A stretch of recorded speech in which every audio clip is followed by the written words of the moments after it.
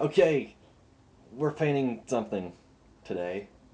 Awesome. It's fan art, which I do on occasion, Fan art for what, may I ask? for Over the Garden Wall, which you haven't watched, which you I should. have I not. I gave you all the episodes. Oh, right. Is that what's on my flash Yeah. drive? Oh, okay. So it's an animated miniseries Uh huh. by Cartoon Network, surprisingly, Oh, wow. and it's really good. It's Nice. nice and atmospheric. So I decided, you know what I'm gonna do? I'm just gonna paint up some fan arts of it Perfect. because I like it. So here I'm just starting with a really loose line drawing with kind of a fuzzy brush. Mm-hmm. Try to lay out stuff. Um, so yeah, just trying to get the composition down first. I think I should have done a tighter line drawing though. And What do you mean by tighter? so these lines are kind of all over the place, so there's a lot of mistakes and they're all kind of swishy and overlapping. Mm-hmm. Um, so tighter just means that they're more accurate and more accurately reflect the painting that's going to go over it. Ah. This is a really loose base. So there I decided to switch the two drawings around from top to bottom Mm-hmm. just because I thought they flowed better that way.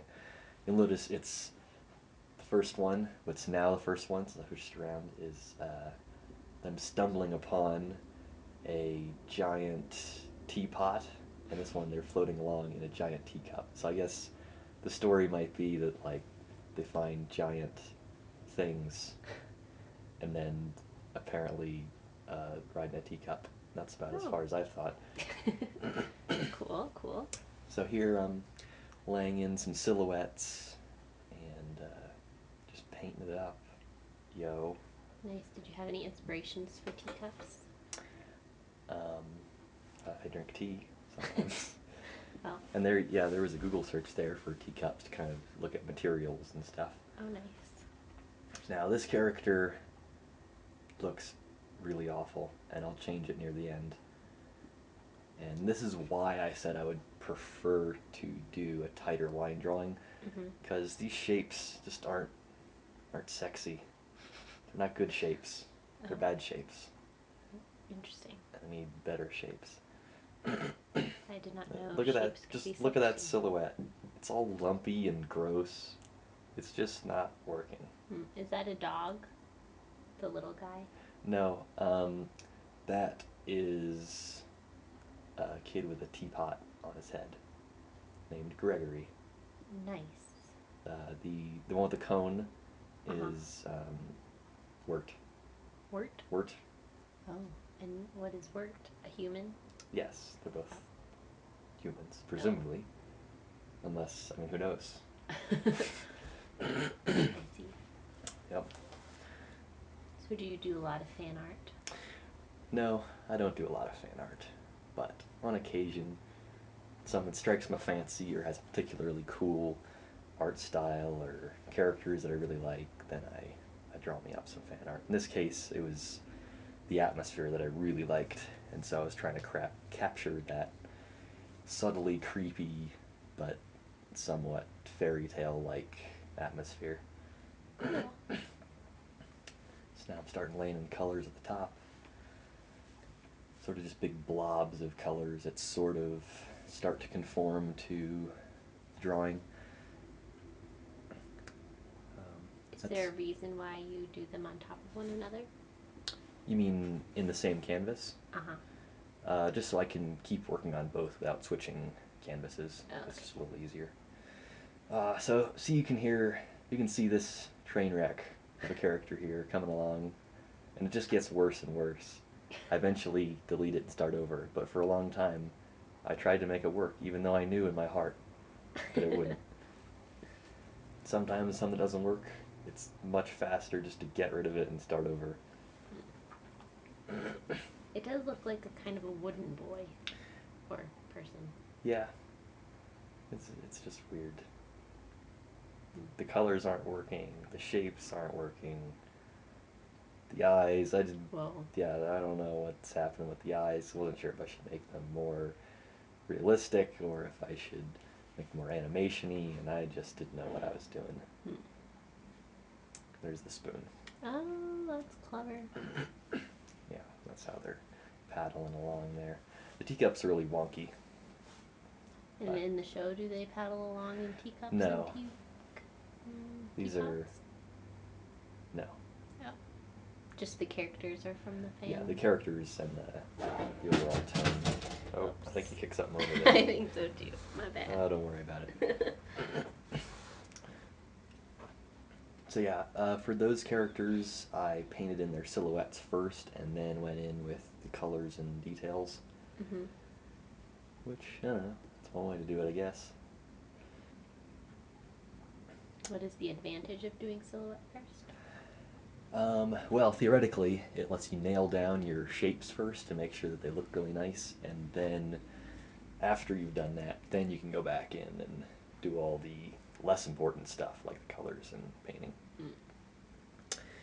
Although, I mean, there's a lot of ways to do it. You can also go with the colors first, and then at the very end, cut out the silhouette so it looks really nice, or not do any of that. Just kind of paint. Cool. Beautifully done. So up here, I basically got rid of all the painting that I did because that was more just a test to see where the light would be falling. Mm. And I decided, since the characters down there were looking so awful, that I would try to do a tighter line drawing, just a little bit tighter, not anything crazy. Mm-hmm. But so I sort of knew exactly where they were in space and where they were standing and what their shapes were in the simplest forms I could get.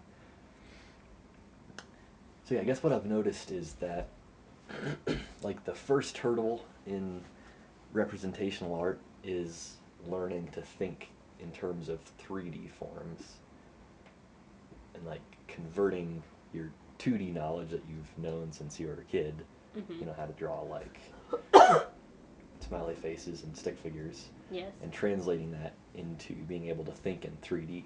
But I think that the next step, once you kind of have a handle on 3D space, which I mean, I'm still learning, but I think the next step is making 3D forms that have appealing 2D shapes. Because, I mean, at the end of the day, your painting is 2D. It's all Right. just shapes. So here I tried to separate out the layers into shapes, kind of see what they would look like in very simple silhouettes. Cool. Which is a little bit more organized than I sometimes do. Mm. Instead of just slopping down things. Yeah, sometimes slopping is fun. I've noticed though that if I start with a line drawing, I'm kind of locked in where I pretty much have to finish it all pretty clean. Oh. Because I kind of know where I'm going. Whereas if I just start slapping paint down, it's only then that I can really just do that and make it look nice. Interesting. Although I guess it depends. Who knows, really? There's a lot of different ways to do things. So yeah, in this case, I'm kind of taking each element and working on it individually. However, the colors I chose originally for the flat silhouettes weren't arbitrary. They were close to the colors that I wanted. And this is a problem that I used to have where I would make all these silhouettes, but I would basically just make them all arbitrary shades of gray. And it didn't really give me a very good handle on the colors later on because I didn't know what things look like in relationship to the other color shapes. And this way, by laying them in as one distinct color and then having the details basically alternate, being either brighter or darker than that particular color, Mm-hmm. you can still reference the other flat shapes even though they're not finished. Interesting. There, I kind of made a shadow. Nice. Of the I like your teapot. rocks. Thanks. They're cool rocks. I do like rocks sometimes. Is there a story behind the rocks? I don't know. It's sort of a wall, I guess. Probably. Walls are good. Yeah. especially garden walls and going over them. Oh yeah, because this is over the garden wall, huh? That's yeah, well, that's what it's called. Oh, look at that. Yep. You're such a thinker. That's not the garden wall though. Oh. It's not the garden wall. Oh, not the. Really, there is no one garden wall. Oh, isn't there? Well, I don't know. It's a little vague. Oh. And you said it's a it's animated. Yeah. Cool. In sort of a it's somewhere between like Adventure Time and really old Disney animations, Hmm. like Mickey Mouse era Disney animations. So it's a pretty interesting style, Interesting. but with hand painted backgrounds that are all very, I don't know, moody. Oh, that's fancy. So here I go, and these characters I think worked a little bit better than the ones down there because I actually knew what I was going for, and then I looked down here and I looked up there and I'm like, that one now looks even worse. Aged poorly. Sometimes you draw something and you'll come back to it and be like, hey, that's actually not as bad as I thought. Sometimes you come back to something and it's worse. It's worse. I like that little teapot on his head. Yeah, It's cute. he's. Well, I'm not gonna spoil it. Oh. I can't spoil it. Oh, okay. Sorry, you haven't seen it yet. I haven't. No. Why Is the teapot significant? You'll see. I'm not Okay. even gonna. I can't even just. You can't. I can't. That's I just. can't even. Oh, and there goes your character. Yep. Poof. Just deleted. Just go away.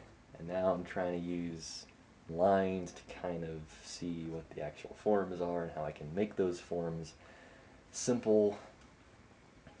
So, how I approach line drawings like that, sometimes if I'm not planning on finishing that line drawing, like it is here as just sort of a guide for the painting, is I'll draw a lot of sketchy fluid lines and then I'll erase out the big shapes that are going to be distinct from one another.